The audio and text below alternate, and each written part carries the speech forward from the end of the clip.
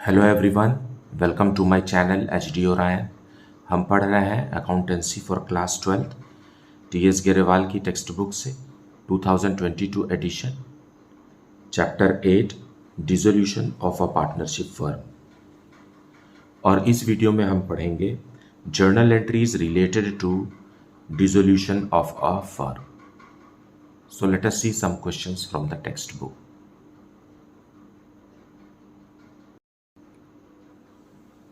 Question number 13. Suman and Rajan were partners in a firm sharing profits and losses in the ratio of 3:1. The firm was dissolved on 31st March 2019. Pass the necessary journal entries for the following transactions after various assets other than cash in hand and at bank and third party liabilities have been transferred to realization account. So partners ने decide किया है firm को ख़त्म करने के लिए और उन्होंने सारे एसेट्स और लाइबिलिटीज़ को रियलाइजेशन अकाउंट में ट्रांसफ़र कर दिया है और क्लोज हो गया है सारे accounts. Now dissolution expenses ₹10,000 were paid by the firm. Rajan had given a loan of ₹60,000 to the firm for which he accepted ₹58,000 in full settlement. The firm had a debit balance of ₹40,000 in the profit and loss account on the date of dissolution, and point D is profit on realization was ₹12,000. So let us see detailed explanation of this.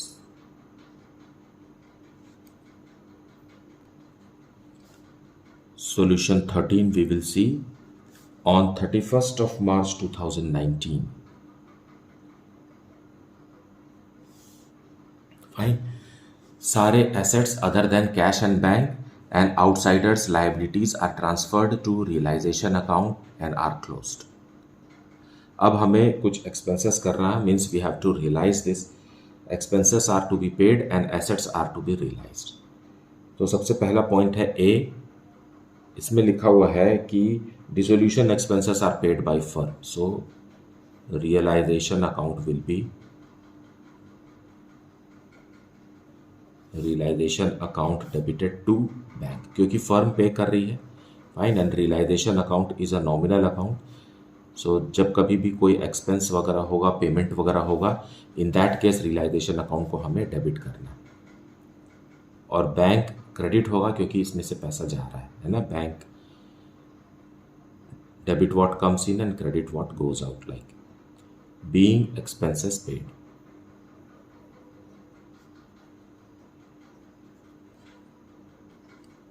Now, point B, Rajan, one of the partner, had given a loan of ₹60,000 to the firm for which he accepted ₹58,000 in full settlement. Now, who is Rajan? Rajan एक partner है और partner ने firm को ₹60,000 का loan दिया था, तो ये रियलाइजेशन अकाउंट में ट्रांसफ़र नहीं होता है क्योंकि ये पार्टनर्स का है। Outsiders liabilities are transferred to realisation account and closed, लेकिन पार्टनर्स के लोन को हमें रियलाइजेशन अकाउंट से बाहर, मतलब अलग से इनको क्लोज किया जाता है। और क्योंकि ये एक लाइबिलिटी है इसलिए हम डेबिट करके इसे क्लोज करेंगे। राजन्स लोन अकाउंट डेबिटेड है ना, ये था कितने का? 60,000 का, लेकिन फर्म ने इसे क्या लिखा हुआ? Accepted ₹58,000 in full settlement. Fine. So इसे हम लिख सकते हैं टू राजन्स कैपिटल।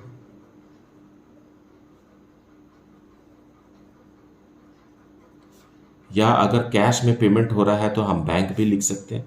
₹58,000 में ये सेटल हो गया। सो ₹2,000 जो फर्म को फायदा हो गया यहाँ, उसको हम रियलाइजेशन अकाउंट में ट्रांसफर करेंगे, है ना। ये प्रॉफिट हो गया फर्म को क्योंकि ₹2,000 कम देना पड़ा, इसलिए इसे हम रियलाइजेशन अकाउंट में ट्रांसफर करेंगे। Being Rajan's loan settled.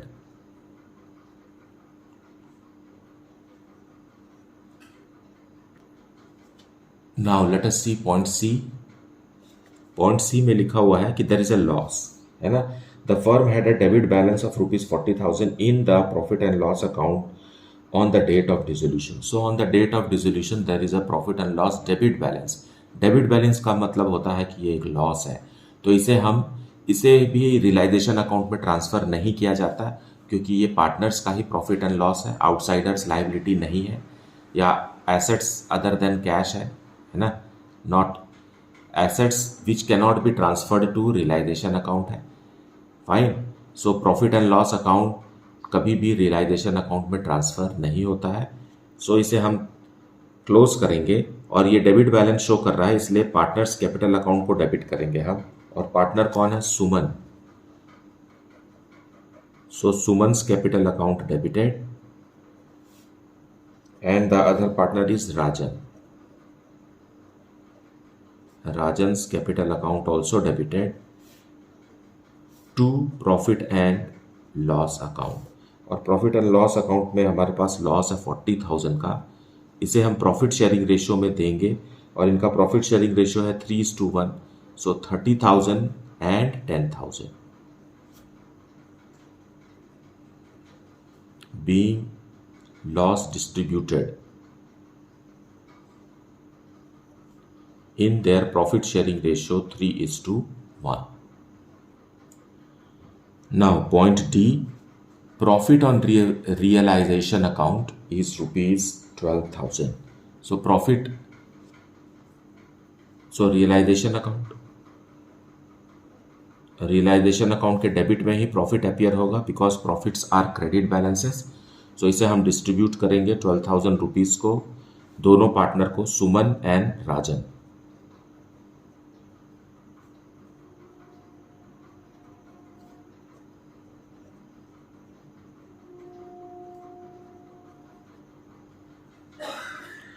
In their old profit sharing ratio 3:1, so 9,000 and 3,000।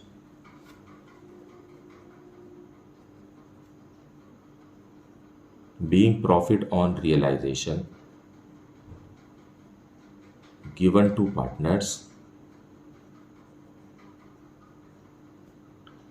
in ratio 3:1।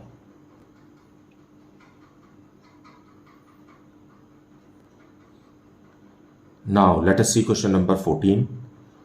Lal and Pal were partners in a firm sharing profits in the ratio of 3:7. On 1st April 2015, their firm was dissolved. After transferring assets other than cash and outsiders' liabilities to realization account, you are given the following information. So, firm ने decide किया है कि business को close करना है और सारे assets और आउटसाइडर्स लाइबिलिटीज़ को रियलाइजेशन अकाउंट में ट्रांसफ़र करके क्लोज कर दिया गया है। फाइन, लेकिन कैश और बैंक और प्रॉफिट एंड लॉस अकाउंट जो कि एसेट्स के साइड में अपीयर होते हैं उसे ट्रांसफ़र नहीं किया जाता है।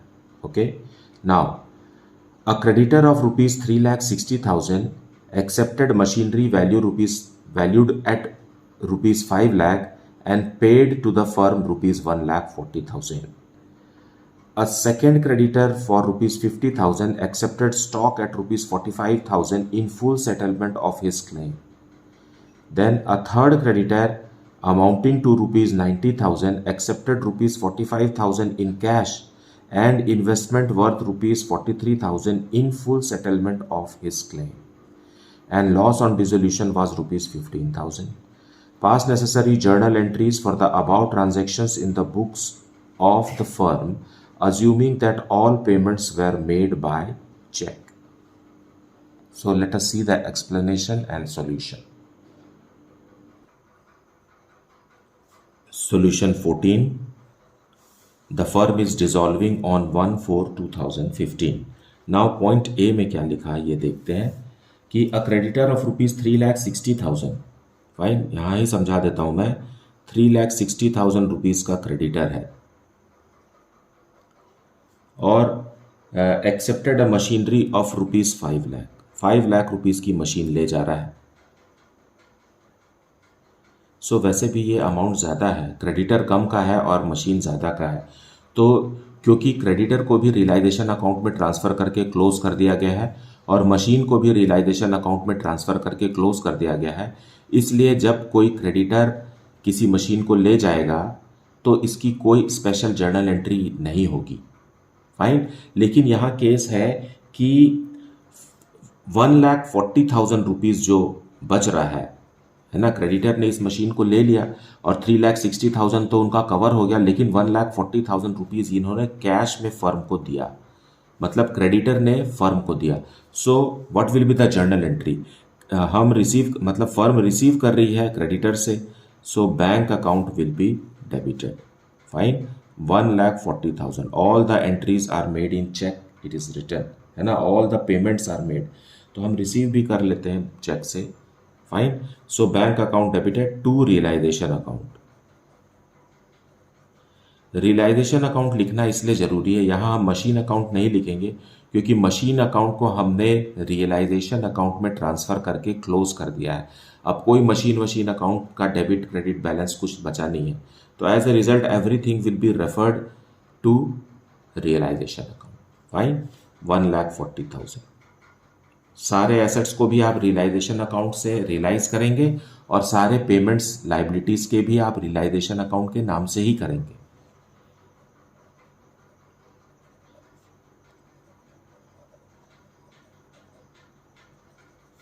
being cash received from machine.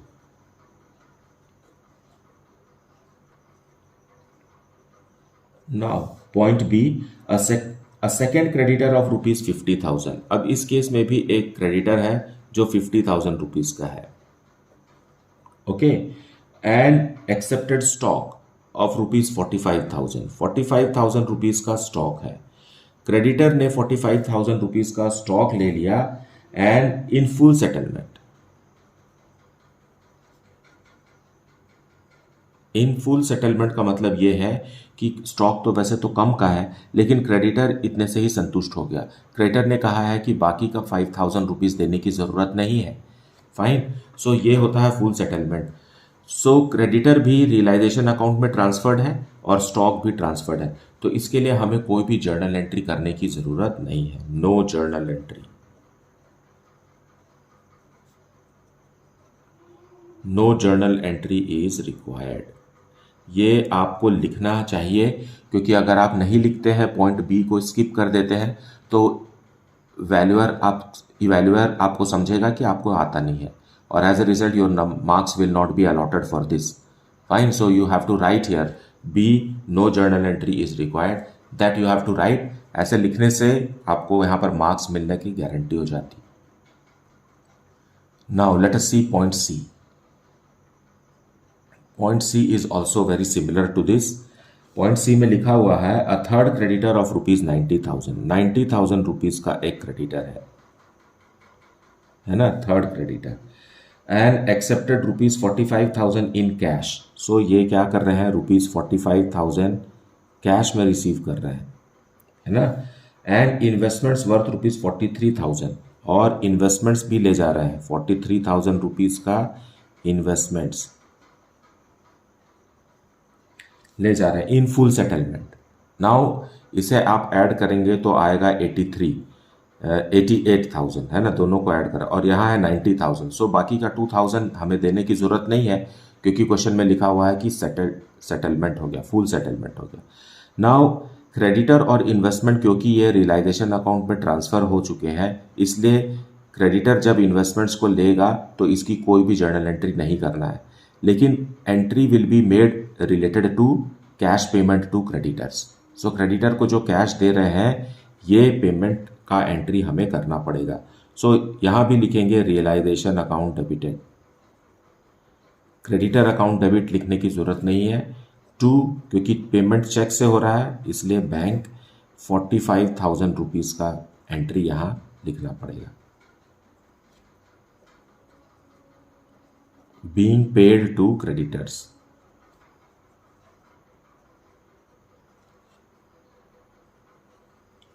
Now let us discuss point D।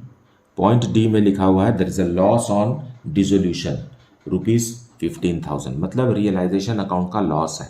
So loss is a credit balance, loss is a debit balance. Fine, so debit balance है तो उसे हमको क्रेडिट करना होगा रियलाइजेशन अकाउंट को, और डेबिट हम करेंगे लाल एंड पाल को। So Lal's capital account debited and Pal's also, दोनों पार्टनर है, और जो भी लॉस हो रहा है वो इन्हीं को बेयर करना है, because liability of partners are unlimited to realisation account.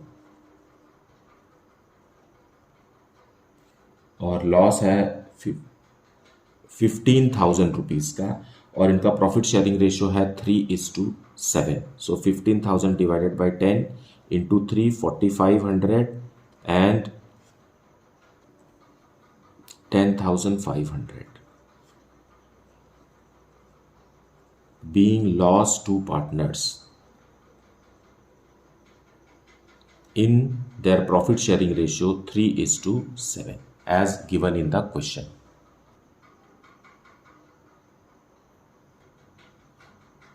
Now let us discuss question number 15. Pass journal entries for payment of following unrecorded liabilities on the dissolution of a firm of partners Shiv and Mohan. So dissolve हो गया शिव और मोहन का firm, और these are the entries, these are the events for which we have to give journal entries. Point A, there was a contingent liability in respect of bills discounted but not matured rupees 18,500. An acceptor of one bill of rupees 2,500 became insolvent and 50 paisa in a rupee was recovered. The liability of the firm on account of this bill discounted and dishonored has not so far been recorded. So ये point है bills receivable से related जो कि dishonour हो गया है. So we have to pass this. So we will see the explanation while solving it. Now point B, there was a contingent liability in respect of a claim for damages of rupees 75,000. Such liability was settled for rupees 50,000 and paid by the partner Shiv. Then next is, firm will have to pay rupees 10,000 as compensation to an injured employee, which was a contingent liability not accepted by the firm. Okay. Then point D में लिखा है rupees 5,000 for damages claimed by a customer has been disputed by the firm. It was settled at 70% by a compromise between the customer या consumer and the firm. So let us see the detailed explanation of this question. Solution 15. Okay. And point A. Let us discuss point A. Point A में 3 statement दिए हुए हैं. First statement में लिखा है there is a contingent liability in respect of bills discounted but not matured of rupees 18,500. मतलब ये है कि एक डेटर से हमें 18,500 रुपीज़ का बिल मिला था जिसे फर्म ने बैंक से डिस्काउंट करा लिया है, लेकिन उसकी मैच्योरिटी डेट अभी तक आई नहीं है. तो जब आएगी तब वो डेटर बैंक को पे कर देगा, है ना. तो ये हालांकि ये कॉन्टिंजेंट लाइबिलिटी है, मतलब संभाव्य दायित्व है जिसकी संभावना है कि हो सकता है कि डेटर अगर पैसा ना दे फर्म बैंक को तो फर्म को ही देना पड़ेगा. लेकिन जब तक ये हो नहीं जाता तब तक हम कोई पेमेंट वगैरह नहीं कर सकते. As a result first statement जो लिखा हुआ है उसकी कोई भी जर्नल एंट्री नहीं की जाएगी. It is a contingent liability, means there is possibility that a liability will be created in future, but the time has not come yet. Fine. अगर डेटर जिसने हमें बिल दिया है, जिसको हमने डिस्काउंट कराया है बैंक से, उस तारीख को, मतलब भविष्य में उस तारीख को अगर वो अमाउंट नहीं देता है तब वो फर्म को देना पड़ेगा. So it is not to be recorded now. Now next statement में लिखा हुआ है an acceptor of one bill of rupees 2,500 became insolvent and 50 paisa in a rupee was recovered. फिर आगे लिखा है the liability of the firm on account of this bill discounted and dishonored has not been so far recorded. मतलब ये है कि एक bill है, बिल रिसीवेबल है 2,500 का जिसे किसी डेटर ने हमें दिया है और इसको फर्म ने डिस्काउंट करा लिया था बैंक से, और अब वो डेटर इंसॉल्वेंट हो गया है, अब 50 पैसा ही मिलेगा. So what will we do, पहले इस 2,500 रुपीज़ वाले बिल को हम डिसऑनर करेंगे. सो इन दैट केस हमें बैंक को पूरा पैसा वापस देना होगा. So realization account realisation account will be debited with 2500 to bank, क्योंकि हमने बैंक से इस बिल को डिस्काउंट करा लिया था तो बैंक ने हमें 2500 रुपीज़ दिया होगा। अब जिस डेटर को ये पैसा बैंक को देना था वो डेटर इंसॉल्वेंट हो गया है, तो as a result this bill will be dishonoured, और डिसऑनर्ड के कंडीशन में फर्म को ही पूरा 2500 रुपीज़ बैंक को देना पड़ेगा, है ना। तो क्या जर्नल एंट्री होनी चाहिए थी, debtors account debited to bank होना चाहिए था, लेकिन हम क्योंकि डिसॉल्यूशन ऑफ द फर्म पढ़ रहे हैं इसलिए हम यहाँ रियलाइजेशन अकाउंट लिखेंगे, डेटर्स अकाउंट नहीं लिखेंगे। Fine. So being bill dishonoured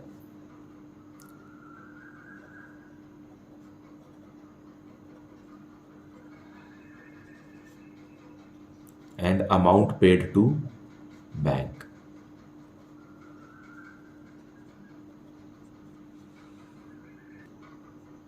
then हमने बैंक को तो पूरा पैसा वापस कर दिया, लेकिन अब ये जो डेटर है इससे सिर्फ 50 पैसा इन अ रुपी रिकवर हो रहा है। सो फर्म को अब पैसा मिलेगा इसी का 50%। So bank account debited to realisation account. Fine. So 2500 का 50 पैसा इन अ रुपी का मतलब होता है 50%। सो 1250 1250 रुपीज बीइंग 50 पैसा 50 पैसा in a rupee recovered from the debtor. So that was point A. I hope you understand this. You understood it. And let us discuss point B. Point B में भी contingent liability discuss की गई है. There was a contingent liability in respect of a claim for damages of rupees 75,000. Such liability was settled for rupees 50,000 and paid by the partnership. मतलब damages के लिए कोई किसी ने क्लेम किया था, है ना, और ये कॉन्टिजेंट लाइबिलिटी थी कि हम इस क्लेम को एक्सेप्ट करेंगे नहीं करेंगे, लेकिन 50,000 एक्सेप्ट किया गया, है ना। क्लेम लोग करते हैं लेकिन वो उतना एक्सेप्ट होगा तब की बात है ना। यहाँ तो 75,000 रुपीज़ का क्लेम किया गया था डैमेजेस के लिए, लेकिन फर्म ने सिर्फ 50,000 रुपीज़ एक्सेप्ट किया, तो ये कॉन्टिजेंट लाइबिलिटी ही है, संभाव्य दायित्व है। अब क्योंकि एक्सेप्ट कर दिया है तो इसे पेमेंट करना चाहिए फर्म को, लेकिन फर्म ने पेमेंट ना करके पार्टनरशिप ने इसे पेमेंट किया है। Fine.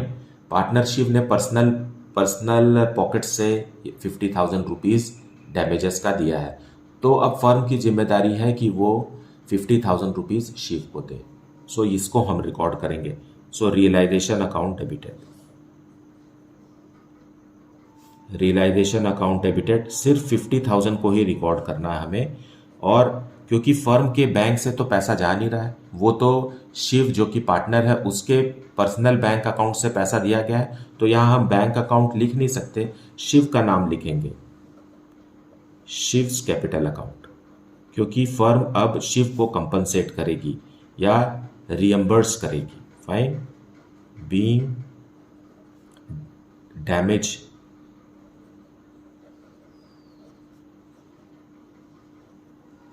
रीएम्बर्स्ड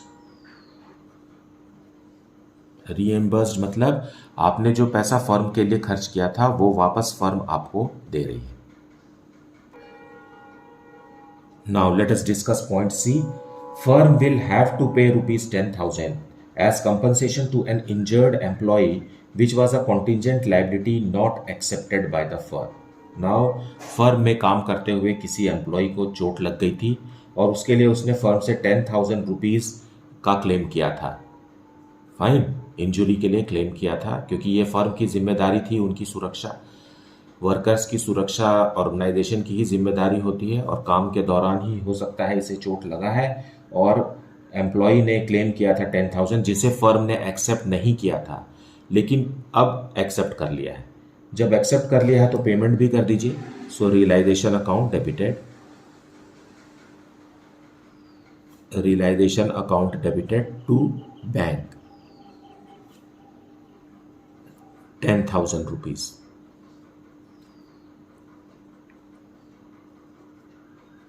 being compensation paid to worker Now let us discuss point D given in the question. Point D is related to customer. Now rupees 5,000 for damages claimed by a customer has been disputed by the firm. मतलब